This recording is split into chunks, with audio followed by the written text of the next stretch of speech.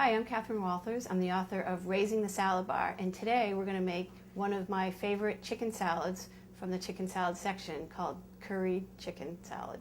To make a great chicken salad, what I love to do is roast the chicken. Think of when you roast a whole chicken in the oven, the flavor and the tenderness. I find that that's a little better than poaching, which sometimes the boiling water can toughen it and you don't know how long to cook it for. So I'm going to show you this method, and you might enjoy the results. So you do take split chicken breast. This has the skin on and the bone in, and you just put it on a cooking tray. And I like to put parchment on there to keep it the cleanup simple at the end. And usually the gloves really help to handle raw chicken, but then you want one free hand.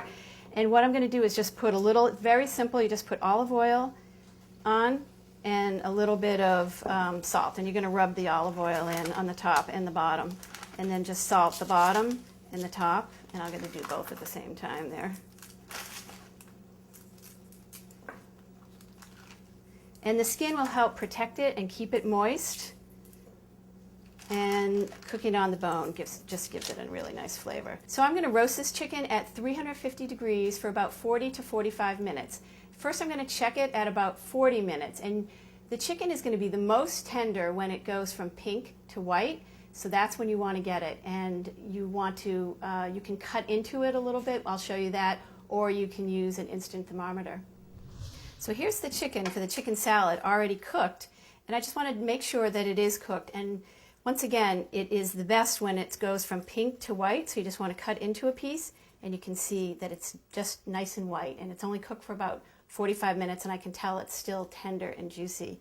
Alternately, you could use a thermometer, instant thermometer, and 160 to 165 is a great temperature for chicken, especially for chicken salads. It doesn't matter the top if it's crispy or not crispy, because you're just going to take it off the bone. And you're just going to get rid of the skin. And I put a new pair of gloves on, which just helps to keep your hands from getting all greasy. And you just take it off the bone and put it right in a bowl, and then you can shred it right in there. Then you can just get rid of the bones. And then you want to take and shred your chicken right with the grain. So you could alternately cut this into a dice if you want, but I like to shred it. I think it looks good in the chicken salad that we're going to be doing today. So you can just take your pieces and shred it like this. If you do come across any, because it is nice and tender, any part that's a little uncooked, you can just get rid of that. And you can do a large piece if you like. Say if you're doing a, depending on the chicken salad, or you can do a little bit of a smaller piece. For a chicken salad, typically, these 4 split chicken breasts will be good for 4 to 6 people. Each split breast has about a cup of chicken in it, which is good for one person or a little bit more than one person. So we're going to start off with the mayonnaise. What I like about this dressing is that it doesn't have a lot of mayonnaise, and it has a lot of nice flavors going with it. So it has a little bit of lemon juice, which is about half of a lemon, and a little bit of curry powder. And you want to test your curry powder to make sure that it's not bitter. You can actually even taste it a little bit and make sure it's not old. My favorite is a sweet curry powder. And the ingredient that's going to make the dressing have a nice flavor is the mango chutney.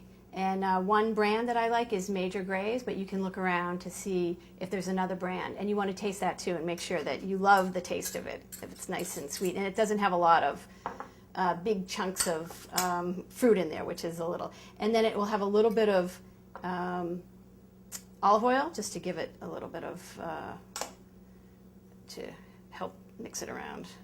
And then you just whisk that up, and then you want to just put a little bit of the salt to taste, and a little bit of pepper. So there's your dressing, all done, pretty easy. So now we have our shredded chicken that's all cooked and nice and tender, and I'm going to add the rest of the ingredients. I have a red apple, and I have some celery that I've diced really nice and small so it doesn't interfere with the chicken. A little bit of chives that I also slivered, nicely, and that just gives it a little color along with the parsley. So we want to have, you can start to see as you mix it around that it's got a really beautiful color and a lot of nice ingredients. And then just some red grapes that I've cut in half, or if they're big, you can quarter them. So that's the simple salad. And sometimes I do put a little bit of salt in just to salt the chicken before I put in the dressing, just to give it a little extra flavor. So then you put all your curry dressing in. Make sure you get every last bit. And then you can just mix it up. And it's got a nice sweet flavor, a lot of curry and a little lemon juice for some balance.